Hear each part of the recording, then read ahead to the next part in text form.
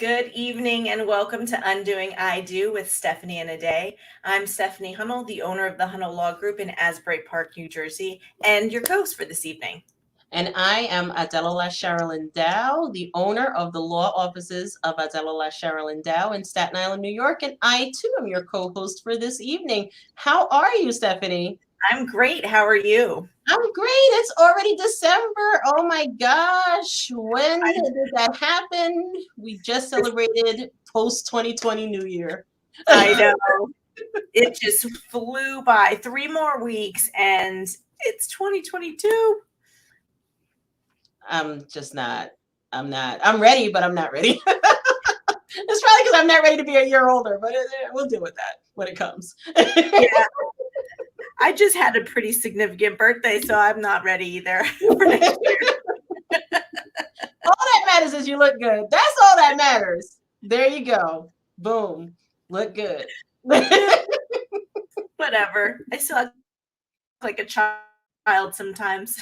I think that's a great thing. We all have to act like children every once in a while to get through. Like adulting is hard. It is. I'm telling you, one really good thing about my husband is he kept me from not taking myself too seriously, because I have that propensity because I work a little too much sometimes, and that could happen. Get a little too serious. Absolutely. This is why I like my jaunts. I'm on Team Stay Gone. And Yep. at least I've been able to do a little bit more traveling this year than we were able to do last year. You did a really huge trip as well. Yeah, you got to go and have fun and, just don't allow life to just happen to you, right? Mhm. So people are working hard, everybody's on the grind, and life is passing them by. Kids don't have that issue. They are 100% crazy about life 100% of the time. Yes, they're in that moment, Yep. and they live their life right as it's happening, instead Mhm. of like adults where we're thinking about what used to be, what's going to be, instead of just like enjoying this moment sometimes. Yeah, even the bad moments. Even the Yeah. bad moments have something for you to either enjoy about them or appreciate where you've been through because Mhm. of them. So, anyway, I we agree. digress. What are we talking about today?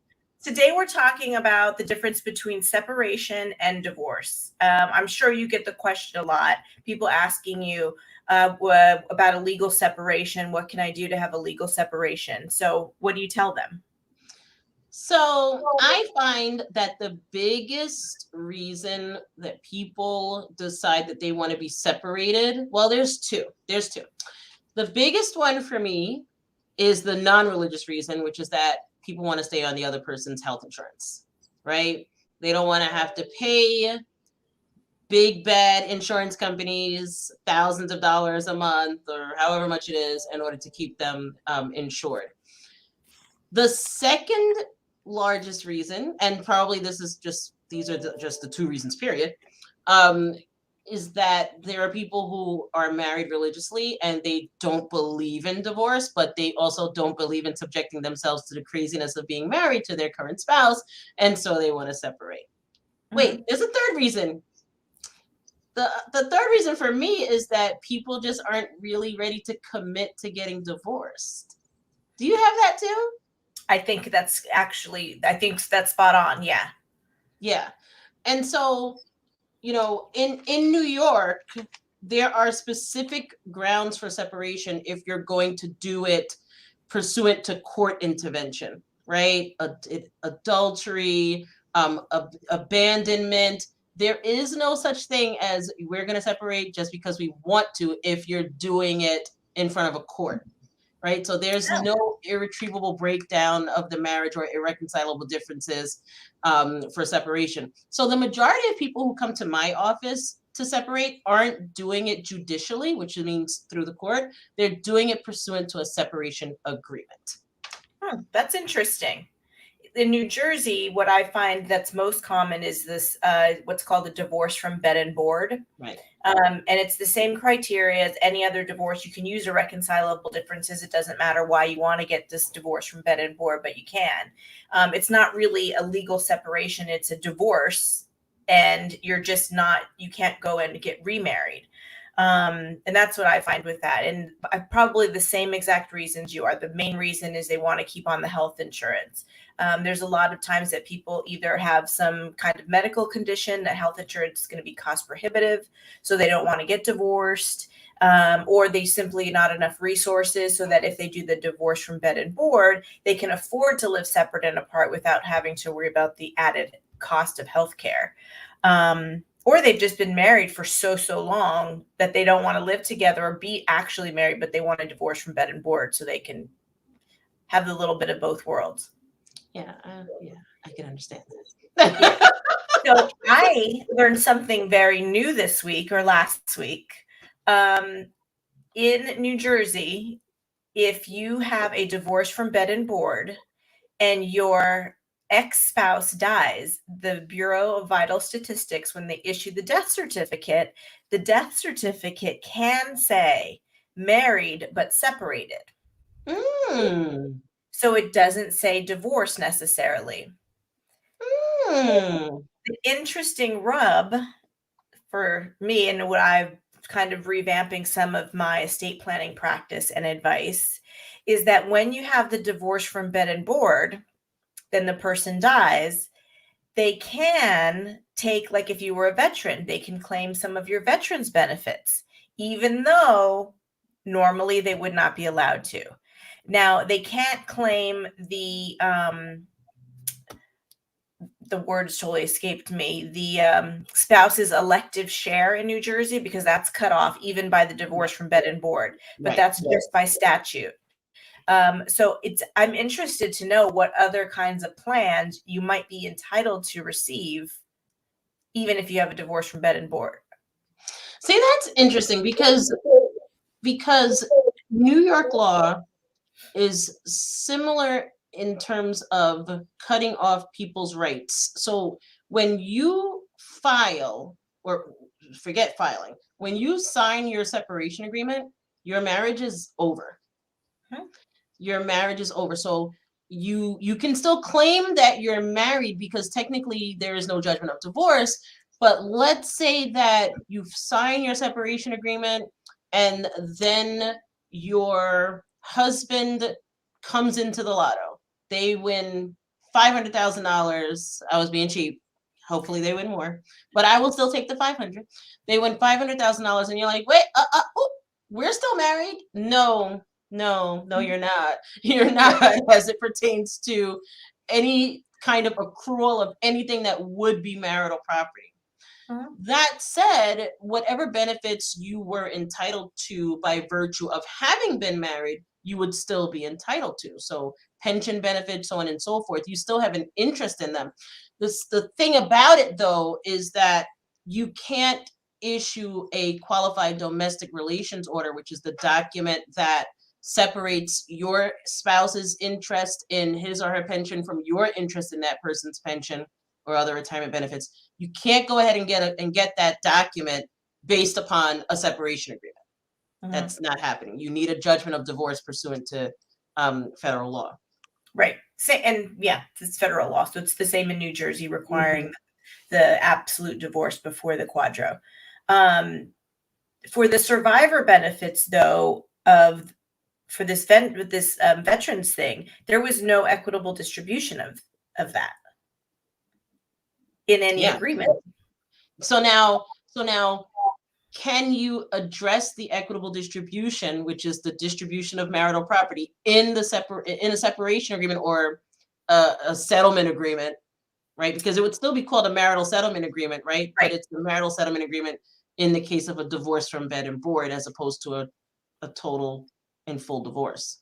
I mean, that's what I would argue. I would argue that whatever you put forth in the agreement is what controls, because you've negotiated this freely and voluntarily, and whatever the statute says is then irrelevant because you've now negotiated different terms. Right, because you're always free to negotiate terms that are different from what the statute provides.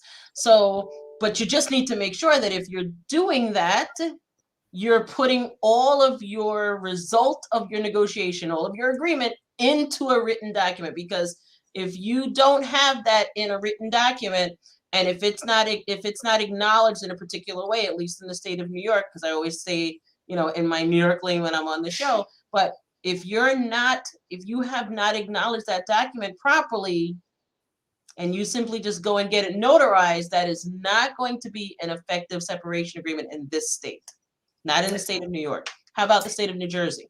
It's the same in New Jersey. Sometimes people complain because we might have a 20, 30 page agreement because we have everything in there. We're providing for what's there, what's not there, how everything is going to be distributed.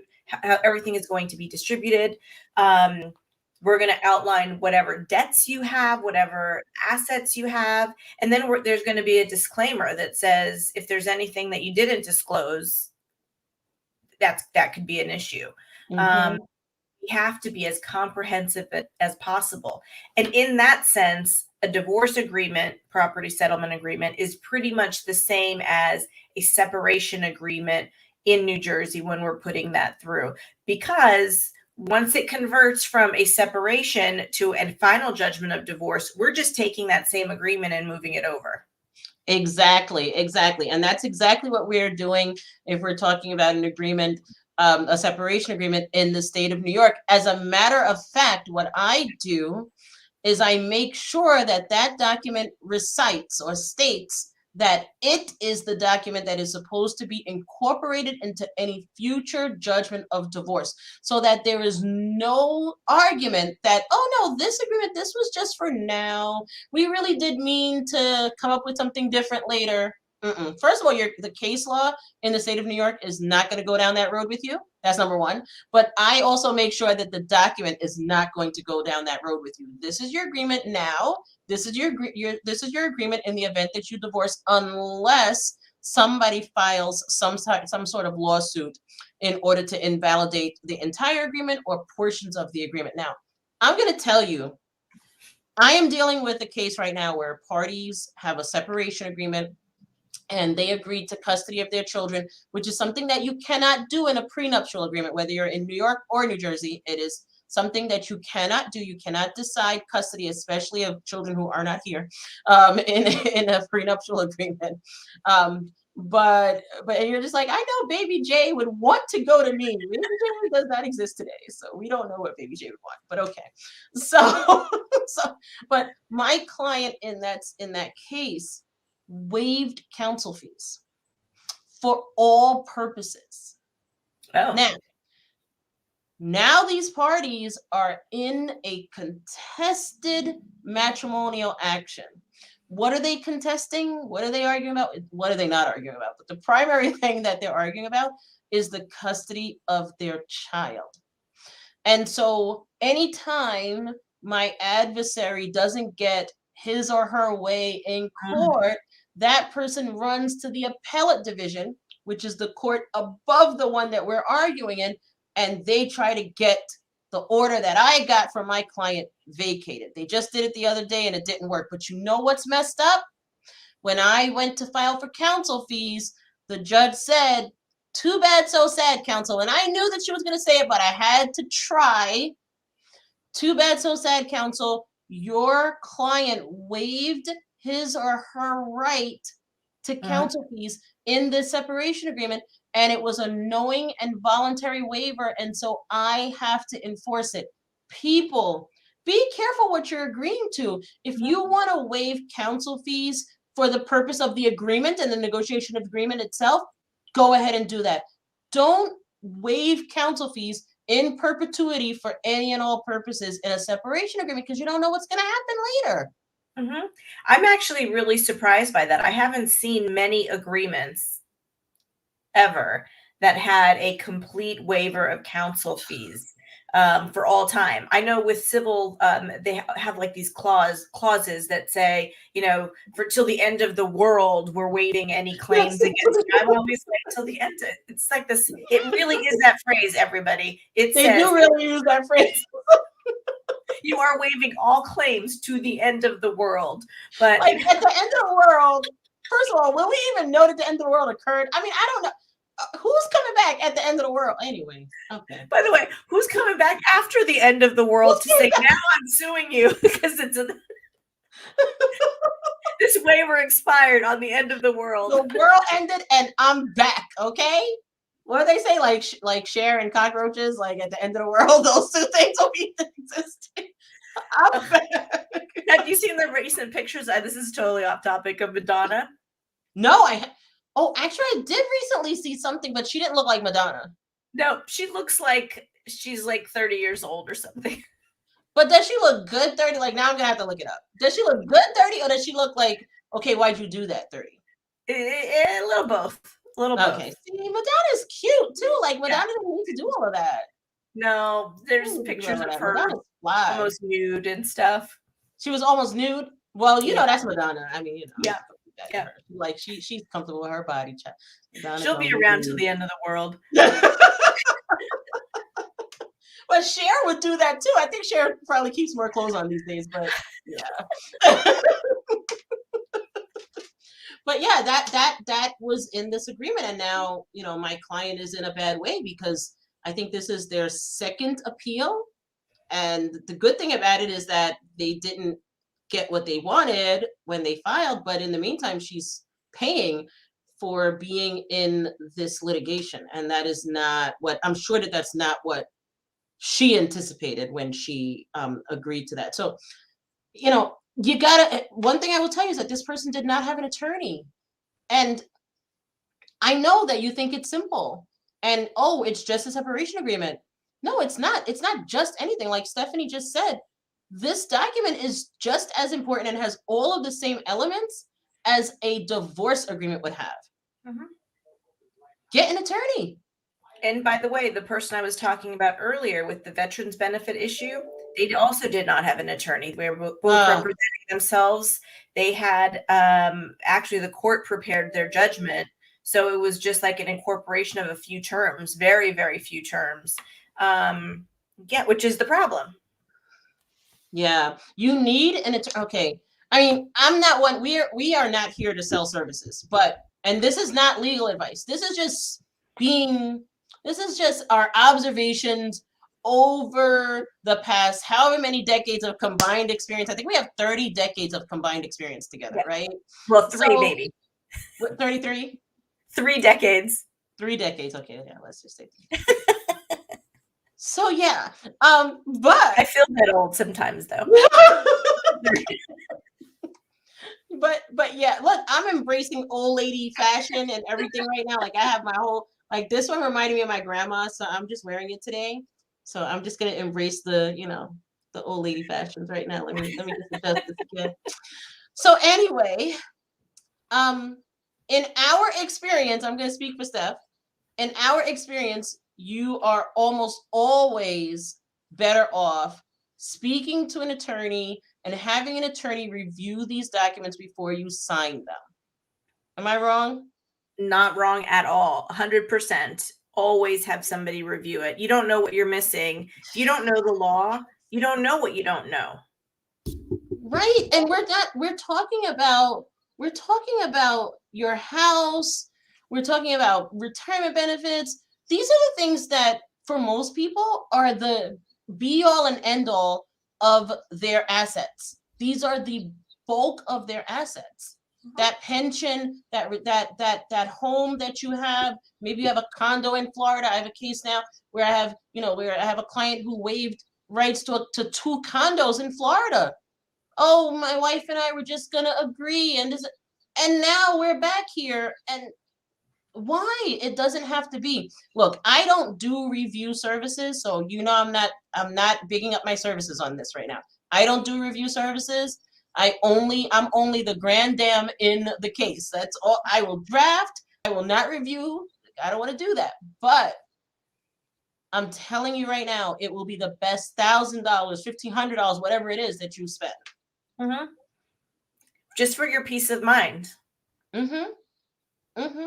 And so that you can catch whatever might happen down the line. You may have peace of mind, but not know what you don't know, like you just Actually, said. that is, yes, you're right. You're right. You may have peace of mind. That's what is the ignorance is bliss kind of comment? Right. Ignorance is bliss. And you may even be lulled into a sense of bliss by the other side, because the other side is not going to tell you, oh, this is what this really means in the document. If they have a lawyer, that lawyer does not represent you. And also, by the way, I've said this hundreds of times before. You guys are getting divorced, so you can't necessarily trust everything of your spouse, soon-to-be spouse. There's a little blip there for a second. You can't always trust what's coming out of their mouth, and you can't trust them. You don't know that they're necessarily above board. I had one case years and years ago where the person was hiding like almost a completely different life with different savings account overseas, all of this stuff overseas. And when we were asking for bank statements, he was like, oh, here's all we have. And the client was ready to sign off on that. I'm like, no, let me take a look at all of these bank statements. I looked at it. I was like, there's some transfers here, but I've never seen this other bank. She's like, what is this? What? They have something at the Bank of Omaha. We never been to Omaha. You have a house? We don't have anything. I don't even know anybody in Omaha. Well, you do now, because homeboy over here has a whole bank account and a whole other persona in Omaha. Yep. And he was a pilot, so he was able to have like traveling all the time for work. Yeah. Mm-hmm. Working hard. Anyway. Yes, this is the other thing that you have to pay attention to when you're doing your separation agreements. Look at the person's tax returns. Don't just be like, oh, no, they gave me their W-2, because guess what? Things are hidden in tax returns, and people are afraid to look at tax returns because anything having to do with the IRS is scary for them. But you need to look at them, because all kinds of little gems, including additional income, including interest from those hidden bank accounts in Omaha, including finding out what kind of things were sold recently. That's right. All kinds of stock dividends, and your people's tax returns are a treasure trove of information. So don't just take the person's word for things, because like you said, this is now your adversary. Okay, even if you guys are cool, you guys still go on family vacations together because you want to just love on the kids together and make sure everything is copacetic for the kids. Okay, yeah, at the end of the day, that person is still not trying to give you everything that they own. So I sort of feel like in general that's human nature. You want to keep as much for yourself as you can. Right. I mean, you can't really blame people for it either. So right. But you should also try to get as much as you can too. Like that's fair. I'm not saying be unfair. I'm saying you should make sure that you're getting a fair resolution. And the only way, absolutely only way you can do that is if you see all of the documents and paper. That's absolutely right. That's absolutely right. Well, we just want this over. I cannot tell you how many post we just want this over nightmares I have had to deal with in my 15 years, almost 16 years of practicing law. It's just way too much to make it worth it to skip out on that. So, but the people want to know, what's the difference between a separation and a divorce? Okay, you go. Your judgment of divorce.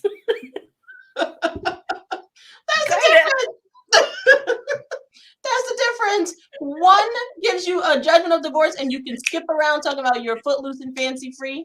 You can get married another time. What'd you say?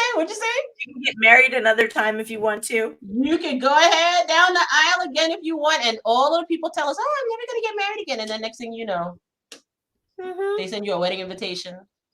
Or they call up asking for a prenup. Those are the smart people that call up asking for a prenup. But you said you weren't going to get married again, Sally. I had someone call me. It was her third time. Oh, And she was like, this is the last one. I was like, let's do this prenup. It's fine. I'm not judging you. no Have another if judgment. you need. No judgment. We don't judge. We don't judge because you know what? Everybody has a right to be happy. Yes. And if getting married again is your way to be happy, great. I don't know if I would ever do that again if I got divorced, but you never know. There's always, I'm never going to say never. I'll never say never. So we just had Thanksgiving, obviously, and my father-in-law came to visit us this past weekend. And we're sitting, and he's twice widowed, and he was talking about missing and being married. Can you hear me okay? Okay. I hear you. He was talking about missing being married. And I was like, I don't think I would miss being married if Rich died or whatever. And now I forget. He doesn't live in my world of divorce talk. And so he was like, what? What do you? It's so true. Like, divorce lawyers have such a different sense of humor than everybody else and a different sense of reality than everybody else. And we are some of the most morbid people that are out there. But it's just because we've seen so much. Yes, agreed. We're also some of the most fun people to hang out with because we have stories for days usually. Yes. But yeah, you can't go getting your separation agreement and then run to get married. That's not happening. You are not divorced. Mm-hmm. You're People have tried. People have tried. I shouldn't even say that. People have done it, but they're not legally married. Oh my gosh, they have done it. I had a case like that in Monmouth County, and I can't remember what judge it was before, where, and I might even have said this on the show before, where my client said to me, my wife is getting married right across the driveway from your office this afternoon. And I'm like, no, she's not. She's married to you. Sure enough, in the afternoon, there was a limo that came up. They had a whole wedding, okay? And they were still involved in their divorce process. Oh, man. Oh, man. Did you take some pictures, I hope? I didn't. But I was like, I can't believe this. They are actually, I mean, isn't that a fraud upon the guest? Like, you need to give me my whole gift back. Okay? I wasted my money and my time at this fraudulent wedding. I like that term. We spoke to that client too. This was in 2013 or so. Yeah, I recently spoke to that client too, and I'm like, did they ever actually get married? To this day, he doesn't know whether they actually ever got married, but they're still together. Whole lie. How is that gonna work out? You starting out, you're defrauding the people that you love. They up here at the wedding thinking it's real. You know what?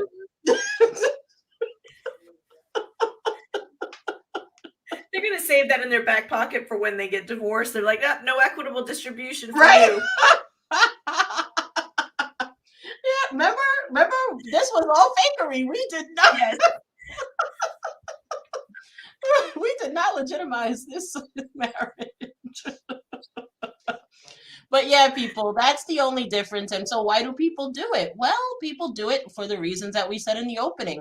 There's a financial benefit or there's a moral benefit to not actually getting divorced. And that's what people choose. Yep. And people sometimes, again, they just don't want to pull the trigger on an actual divorce. That does happen. Where they are just not ready to make that commitment of a full divorce for whatever reason. It might not have anything to do with the relationship. It just might have to do with, a fear of being divorced or the stigma related to divorce sometimes. Yeah, the unnecessary stigma. Or maybe there's a stigma that people have within their community or within their family. Maybe somebody feels as though their family is going to disown them if they get divorced. There's so many different cultures of people that we represent in the tri-state area, especially in the areas that Stephanie and I practice in. We've had cases of arranged marriage where people have to have a ground to be divorced. They can't just get divorced on the breakdown of the marriage. And so I've had to go through whole trials for the purpose of making sure that somebody's able to get arranged again. So there's all different types of consideration, and no one's story is going to be the same as the other person's. I agree. And no one choice is going to be right for everybody. It's a personal choice, whatever you want to do, separation or divorce. That's right. That's right.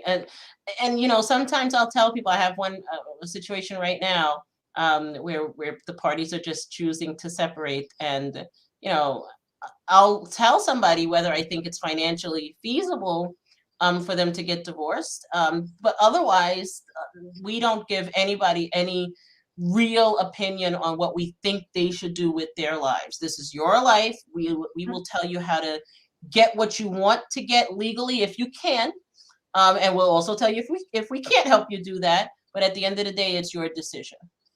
Yep, agreed. So Great this show. was a great show. Great show.